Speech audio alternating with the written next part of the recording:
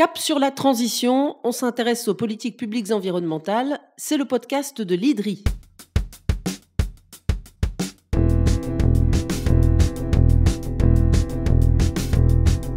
C'est un nouveau signal qu'a lancé le secrétaire général des Nations Unies en février à l'occasion de la publication du rapport de la relance des objectifs du développement durable. Antonio Guterres a réclamé la transformation radicale du système financier mondial, un système jugé injuste et court-termiste, ayant pour effet d'aggraver les chocs au fil des crises sur les pays les plus fragiles. Un signal qui s'ajoute aux nombreux appels au changement formulés dans les derniers mois de 2022. Les deux COP de fin d'année, celle du climat et celle de la biodiversité, ont illustré à quel point les enjeux tournent autour des capacités de financement pour atteindre les objectifs fixés, également autour des modalités de ce financement. Comment et où mobiliser les fonds nécessaires et comment s'assurer que leur utilisation soit efficace et durable. Le financement international du développement durable, c'est le vaste sujet de ce podcast de l'IDRI. Et on en parle avec Élise Duffief, chercheuse au sein du programme Gouvernance du développement durable. Le financement, c'est son rayon. C'est parti. Bonjour Élise Duffief. Bonjour Sophie. Le secrétaire général des Nations Unies appelle donc de ses vœux une nouvelle architecture financière internationale qui garantirait que soient soutenues les transitions justes, inclusives et équitables pour tous les pays. C'est un appel de plus parce que le projecteur était déjà braqué sur cette question clé fin 2022. Exactement, on a entendu plusieurs voix sur le sujet. En septembre, Mia Mottley, la première ministre de la Barbade, a présenté à l'Assemblée générale des Nations unies l'agenda de Bridgetown qui vise à réformer l'architecture financière internationale pour sortir de l'impasse sur le climat notamment. Et en fait, déjà plus tôt dans l'année, la secrétaire d'État américaine au Trésor, donc Janet Yellen, a appelé les actionnaires des principales banques multilatérales de développement à également prévoir une réforme. Et tout ceci a été ensuite annoncé également lors du G20 à Bali en novembre par le président Macron qui organise un sommet à Paris, le sommet, un nouveau pacte de financement mondial, qui également a eu des échos à la sortie de la COP27 sur le climat, où les enjeux de financement, en particulier pour les pays les plus vulnérables, étaient au cœur des discussions. Et également COP15 sur la biodiversité, où il y a eu un appel à la mobilisation des banques. Ouais, ça veut dire, Élise, que 2023 s'annonce comme une année pivot pour concrétiser ces appels à la réforme des institutions financières mondiales, pour le développement en particulier. Oui, une année pivot, puisqu'on voit la convergence de multiples agendas autour d'un triple enjeu.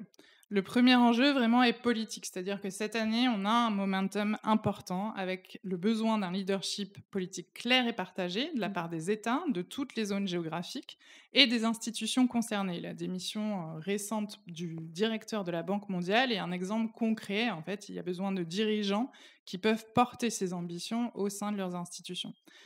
Ce leadership vise à rétablir aussi un niveau de confiance et répondre à des attentes. On a un contexte international qui est tendu, on l'a vu dans les négociations. Il y a des attentes qui sont créées et donc la crédibilité des partis est également testée. Et enfin, c'est une mise en dialogue de diverses communautés. Là, on parle de développement, de financement, de climat, de biodiversité. Et donc, il faut articuler ces thématiques et faire des choix qui sont éminemment politiques. Avec cet angle politique, il y a aussi un enjeu technique. Et là, vraiment, c'est dans un second temps d'adapter les institutions et les outils qui sont à disposition aux nouvelles réalités. On parle de réforme du système financier international, parce qu'en fait, c'est des institutions qui sont issues de Bretton Woods, de l'après-guerre, qui sont vieillissantes et qui doivent en fait mieux correspondre aux réalités d'aujourd'hui. Il y a différentes solutions qui sont sur la table pour prendre ça en compte, notamment thématiques, donc les biens publics mondiaux, dont le climat et la biodiversité font partie.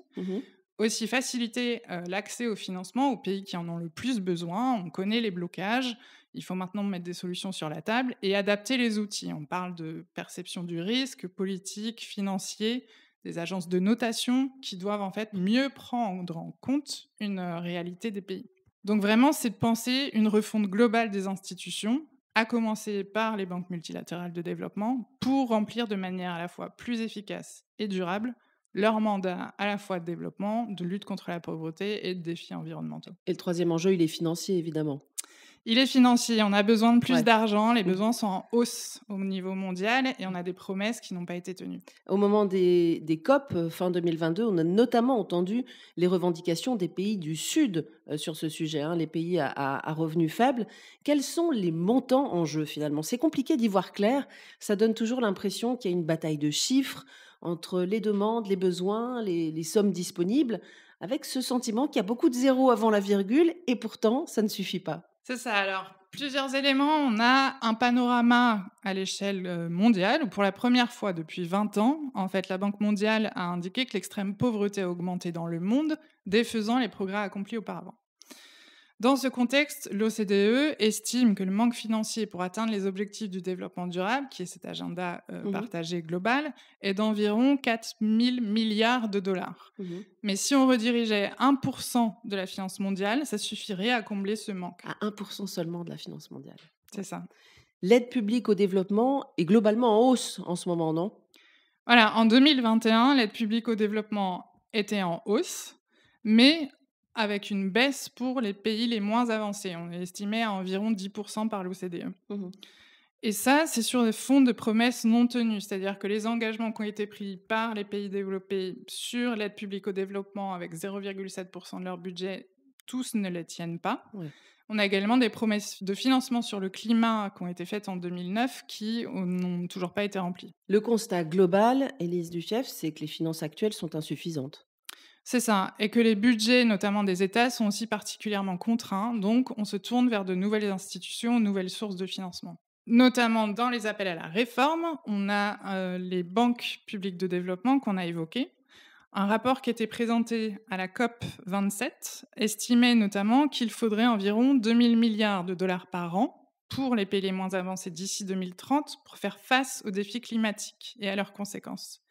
Ce qui impliquerait, l'échelle qui était proposée, c'était de multiplier les investissements des institutions financières internationales par 5 Mmh. et de tripler les investissements annuels sur le climat. De manière concomitante, on a un rapport indépendant du G20 qui a mis aussi l'accent sur les financements disponibles au sein des banques multilatérales de développement, qui, elles, pourraient mobiliser jusqu'à 1000 milliards de dollars supplémentaires si elles utilisaient les fonds à disposition de manière plus efficace. Donc on voit qu'il y a des besoins réels en matière de financement, des manques, mais surtout qu'il faut un changement d'échelle et qu'au-delà de cette bataille de chiffres, qui sont aussi souvent des estimations qui vont pouvoir évoluer avec le temps, on doit s'interroger sur les manières de mise en œuvre de ces changements et d'adapter les institutions et outils à disposition. Alors la manière de mettre en œuvre ces changements nécessaires, c'est un sujet sur lequel Elidri vous attirez l'attention, hein, sur la qualité de ces financements, sur ce qui peut en être fait pour que les transformations soient visibles, soient utiles sur le terrain et au plus près des besoins des pays et sur la durée. Oui, c'est pas seulement mobiliser plus de financement pour avoir une enveloppe plus large au sein de ces institutions, mais c'est vraiment parler aussi de ce qu'on finance. Mmh. Là, il y a plusieurs axes qu'on développe. Le premier, c'est ça, assurer un ancrage pays qui permet de concilier durabilité et équité. Mmh. Donc la réforme des institutions, elle est essentielle, mais véritablement si elle contribue à des transformations dans les pays d'opération. Actuellement, on sait que la majorité des financements des banques multilatérales de développement vont aux pays à revenus intermédiaires. Et les pays à revenus faibles, on l'a évoqué, font face à des difficultés d'accès à certains de ces financements, du fait de politiques de risque ou de méthodologies d'agences de notation qui leur sont défavorables. Et on Mmh. voit un risque de divergence.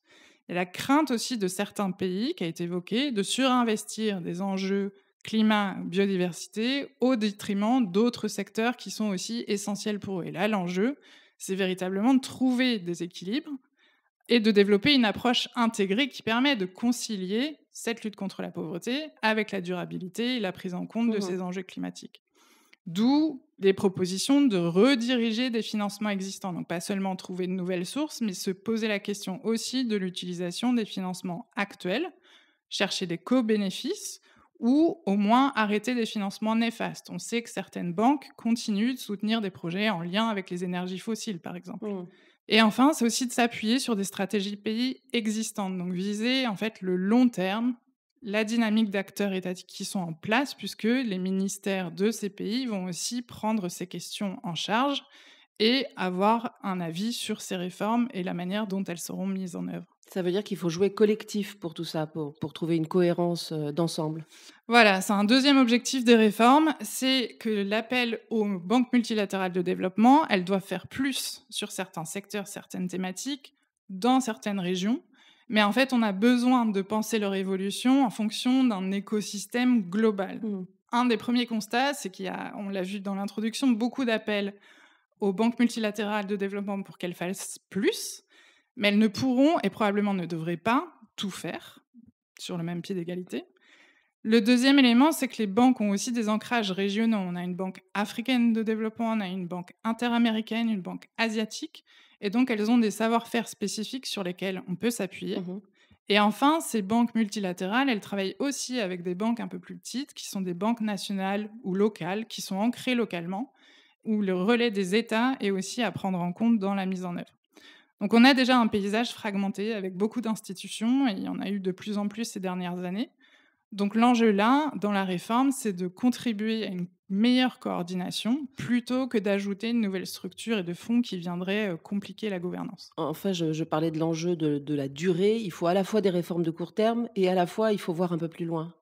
C'est ça, on peut agir. En fait, il y a déjà des solutions qui sont sur la table, sur lesquelles on peut agir aujourd'hui.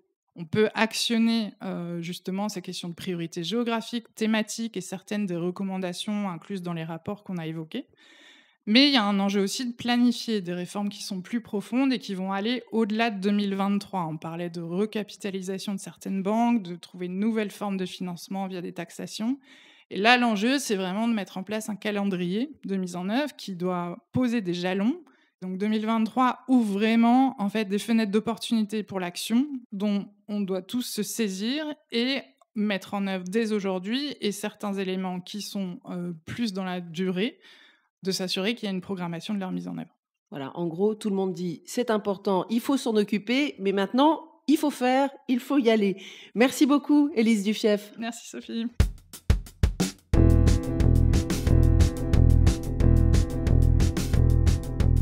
C'est la fin de ce coup de projecteur sur le financement international du développement durable. Vous retrouvez tous les podcasts sur le site de l'IDRI, I2DRI, ou sur les plateformes en cherchant Cap sur la transition. N'hésitez pas à nous faire part de vos remarques sur les comptes LinkedIn ou Twitter de l'IDRI. Et à très bientôt pour un nouvel épisode de Cap sur la transition.